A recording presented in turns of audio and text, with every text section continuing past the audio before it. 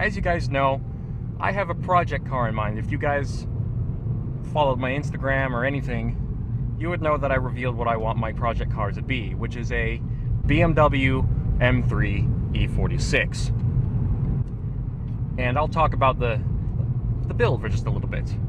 So basically, what I want to do, and if you've watched my Need for Speed Payback Let's Play series, you would actually already know all of this before even this video. The Payback series, I think, is ended by now. Now it's just kind of weird weekly videos. I want to build a BMW M3 GTR replica. Not a replica of the Need for Speed Most Wanted M3 GTR, but an M3 GTR in the sense that it would have the same body and a similar motor. So I would put an S65 motor into an E46 M3. Oh, a Mazda RX-8. That's cool. I think the person who lives here also has a WRX. It might be a 2016 though. I'm not sure. Or something. Or a 2017. Doesn't matter. And so with the M3 E46 project car, I would have, you know, the body kit. I'm not going to tell you where I'm getting that from. Just know that I figured out how to get one, because I don't want you guys going after the people who are making it, asking for it, because it's only available for racing teams right now, and it costs 20 grand. So, you know, you should really only be asking for it if you can actually afford it and if you're committed to it.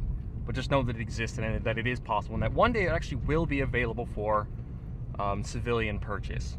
But right now it's not. So anyways, there's that. And I thought of this because of my shifting, because in that car I also want to put a Hollinger sequential transmission with a shift cut in it. And what that basically means is that a shift cut allows you to do flat foot shifting, which means you don't have to take your foot off the accelerator and you don't have to go near the clutch, because it just cuts the engine output for the gear shift and then lets it go back in after the gear shift, allowing for really quick, seamless gear changes. And the way you can have it be set up is so that it cuts the timing, but it doesn't cut the fuel, which gives you better throttle response, but it also leaves a bunch of fuel in the exhaust, so when it's reignited, when the timing turns back on, it gets ignited and shoots fire out the exhaust like a gunshot, which is awesome. This is a roundabout, but it's kind of crowded. Heck. So that's, oh, I see dogs over, I don't know if you guys can see that, but I can see like golden retrievers roaming around in someone's backyard. I love golden retrievers. So yeah, that's the basic basis for what I want to do with my project car. You know, a BMW M3 E46, S65 V8 swap, Hollinger transmission, wide body kit, and then a cool livery. So the car would be at the very least purple. If it didn't have a livery, it would be at the very least purple, like Dodge Plum Crazy Purple. You can just look that color up. It's a very pretty color. They put it on the Challenger and the Charger. Very pretty color. And then after that, there aren't that many other cars I really want. Since we're talking about dream cars, all of them fairly realistic. They would take forever to build. There is a stop sign. There is the R34 Skyline GTR, which I am not alone in that. I'm probably not alone with the BMW M3 E46 or the M3 GTR dream, but with the R34 GTR, you know, I want to have something like that as well. I don't need to be so secretive about where I'm getting all the parts, because everyone already knows about the companies anyways. The company I would be getting my body kit from isn't as famous or huge, and so I don't really want to make them get exploded traffic from people like me who just want to know if they can make what I want without having the money to get it yet. Because that was the conversation I had with him. So, like, when will this be available? How much will it cost? Knowing I can't afford it yet. I know one day I will, but it's just not. Could have been annoying to them, but they were willing to answer my questions. So anyways, with the R34 GTR, I want to do an RB30 swap, which I think I've talked about kind of briefly before in other videos. For two reasons. One, because you can make it sound really cool. There's a lot more modding potential and power potential, you know, in case you ever want to do 1,000 horsepower. I don't. I would probably want to do like 550 or 570 regarding power goals. It's really hot in here. Let me just cool off the car for just a second. This is actually a good thing to check to see if you guys can hear me properly with the window down. I'll close it in a moment though. All right.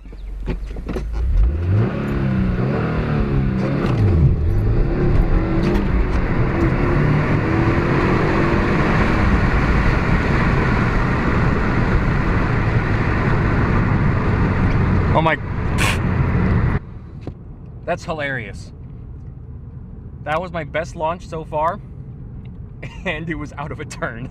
What the heck? Well, that was fun.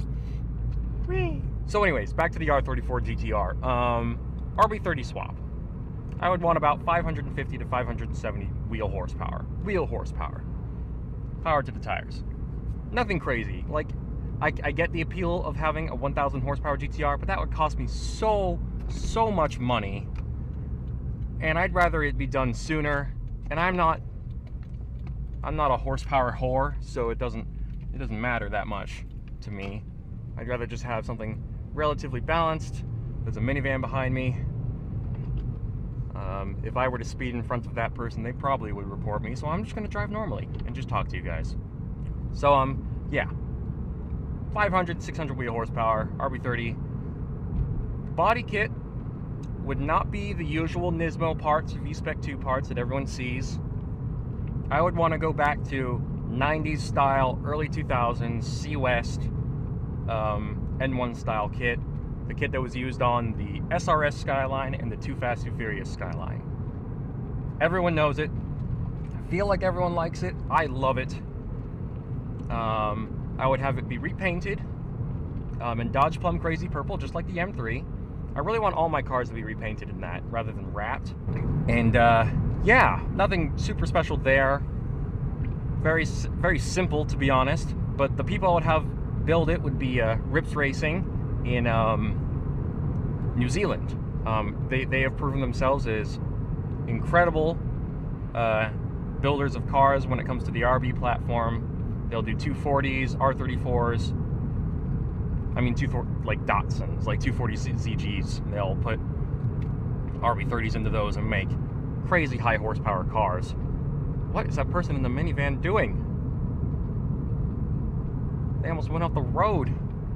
I need to get away from them. So yeah.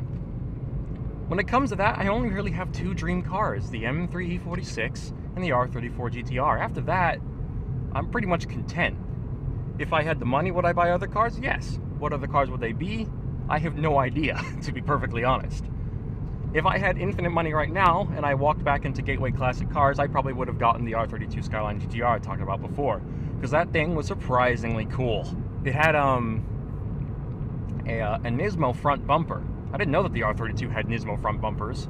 It had an interesting side skirt that I didn't recognize, and also a rear bumper that looked a lot like the R34's like Z-Tune rear bumpers. I didn't know those existed either, but it looked really cool.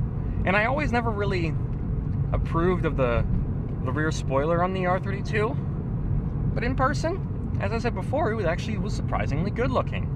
I mean, a similar thing happened with this car as well. I never really thought that the WRX looked cool. Like the 2015 WRX looked cool. But after seeing it in person, I'm like, wow, you know, from the front this looks really cool and aggressive. And the back was, while it was a bit softer, sorry for the shakiness, the back was a bit softer. I knew that at one point I can put a wing on it and that'll fix that problem, no problem. And I can also change the tail lights to also make that look a little bit more aggressive. And I need to turn on the air conditioning because this is not acceptable. It's blowing hot air. The air conditioning has never started with hot air before. Holy smokes, that was weird. But yeah, those are the dream cars, R34 GTR and M3 GTR. I like GTRs. That's kind of a trend for me because I also like the P1 GTR. That's also a very sexy car. Oh man, twin turbo, hybrid V8. I think it's a 3.8 liter. 1,000 PS, 968 horsepower instead of the 903 that you get with the road-going car. But then if you want that extra 60-ish horsepower, you can always get a P1 GTR just like that, because that's obviously something very easy to do.